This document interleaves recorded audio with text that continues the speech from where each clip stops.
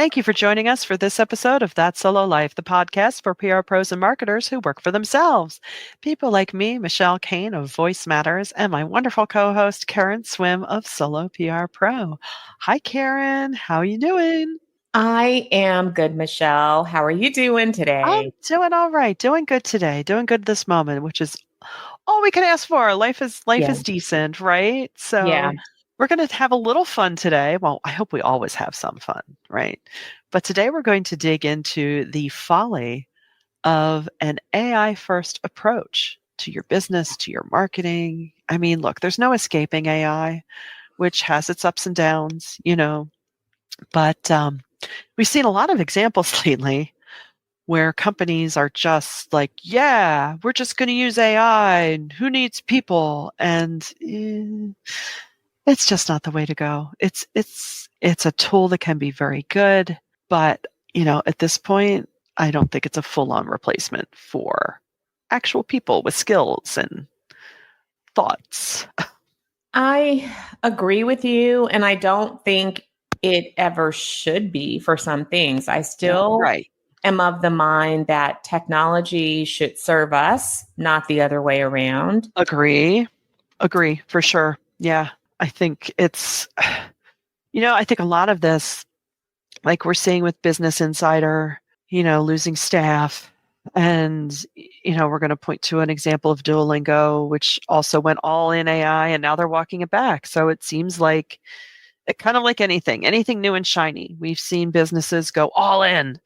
Yeah, we're going to replace X with the new shiny. And then they learn that it was too much too soon and not the right fit. And then they have to walk it back. And that ends up costing more money and being more inefficient than if maybe you just took your time and didn't feel like you were missing out if you didn't jump on the train right away and just did a little more research to how it truly could benefit your enterprise. Yeah, it's interesting because I think about, bots. So here in Michigan, Xfinity is, one of our few options for internet service. And Yeah. you cannot speak to a human being on the phone. I love AI chatbots when there's a simple question that I don't have to wait on an answer, when it's simple.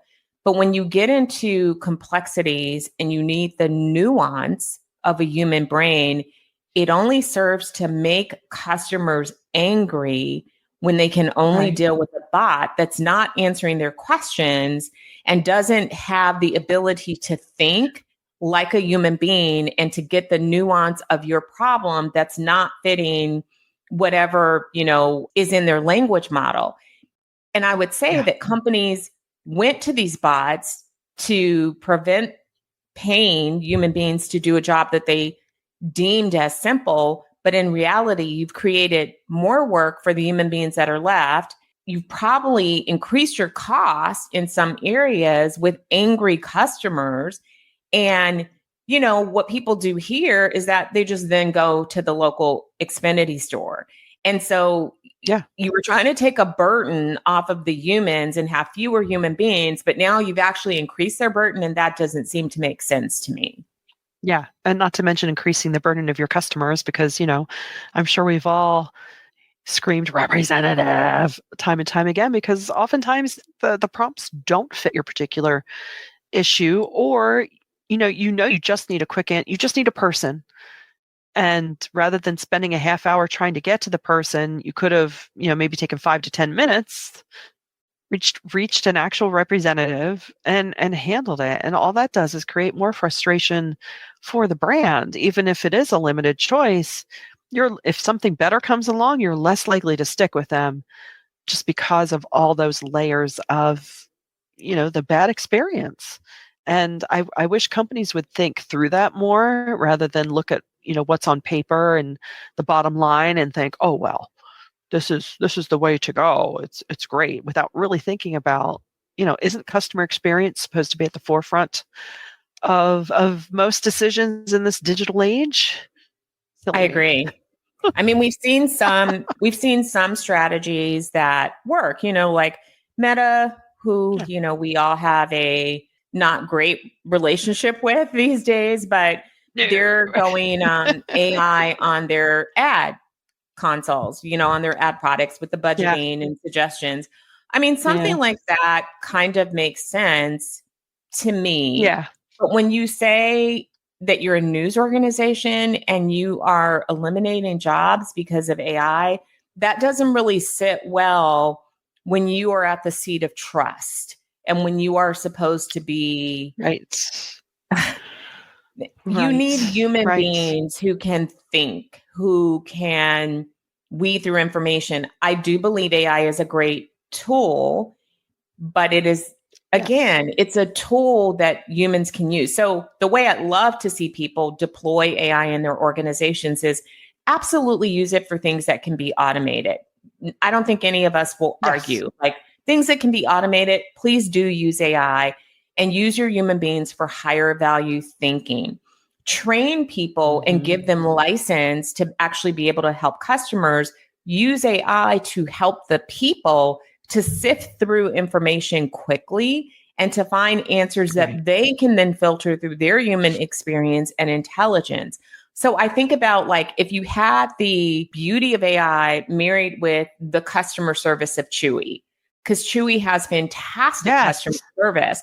The human beings think, Yes. they're able to offer things, they have some autonomy for things that they can do, which makes them happy to do their jobs and it makes them serve you well. That's a great use. And in theory, can you have fewer people when you are making people efficient and equipping them? Yes, but it doesn't mean that you are eliminating jobs because you're replacing human beings with AI only. I do Right. think that is a mistake.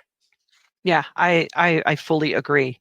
There's a smart way to use it, and I've even seen articles talking about it in the medical field, how, radiologists are pretty much saying that they're dinosaurs because they're going to be able to use ARI to read AI to read things. And I don't know, 90% of me I think is okay with that, but there's still that, "Ooh, don't we want a person who's had actual experience with anomalies and things to give their insight?" It just, Yeah.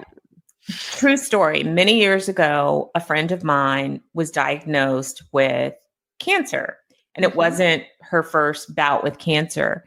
And we both worked for the same company in the medical field, and we knew all the oncologists. And mhm. one of the oncologists and researchers that we worked with referred us to someone, and he literally picked a book off of his shelf and he goes, "Oh, I specialize in this very specific type of cancer." He had written an entire book on it. Wow. AI cannot do that. This is a No. human being who looked at it and said, "Oh, hey, pulled the book off the shelf. Like, I wrote about this.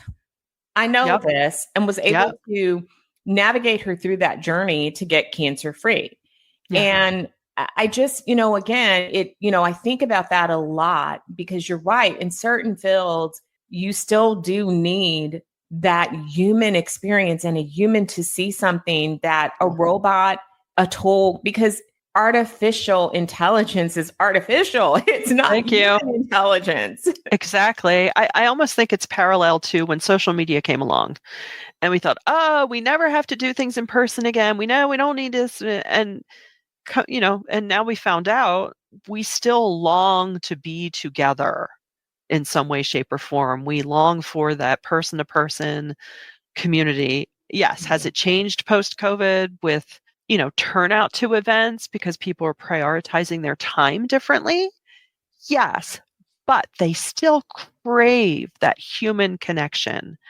And that absolutely translates to your business interactions for sure.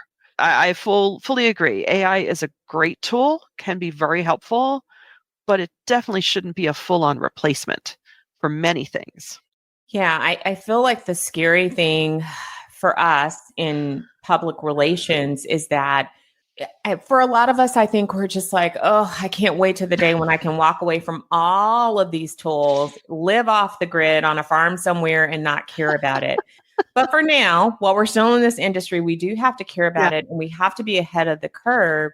Yeah. And for us, I think it is just, a constant wake up call Mhm. that we better learn how to harness the tool, But Oh, more importantly, we really have to double down and really be able to articulate and demonstrate our value and our jobs, because yes. we have already, we've already been in this position where we've had to fight against quote unquote marketing, or people mistaking that they're, PR and marketing are the same. It's the same discipline, or making a choice between marketing or PR, Right. sometimes choosing marketing because they didn't see the ROI in PR.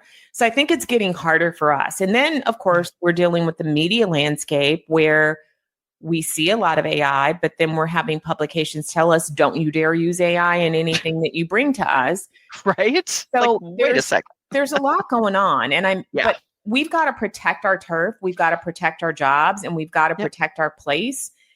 I hate AI first strategy. I do fear that some companies are like, we don't need PR people. We can just Well, use they'll learn. AI to we can use these Yeah. tools that connect you Yeah. with reporters, and we can pitch our own stuff. AI can Yeah. write a pitch. AI can read my emails. AI can do this. AI can do that. And so again, I think that as PR people, especially if you've been in this business for a while, it's not letting go of everything that you knew before, but it's remembering and again, being able to clearly articulate and demonstrate with metrics what it is that we really do, and Yes. adapting our strategies to fit the now, and Mhm. not like holding on, clenching for dear life to the old ways, because we're in a new era.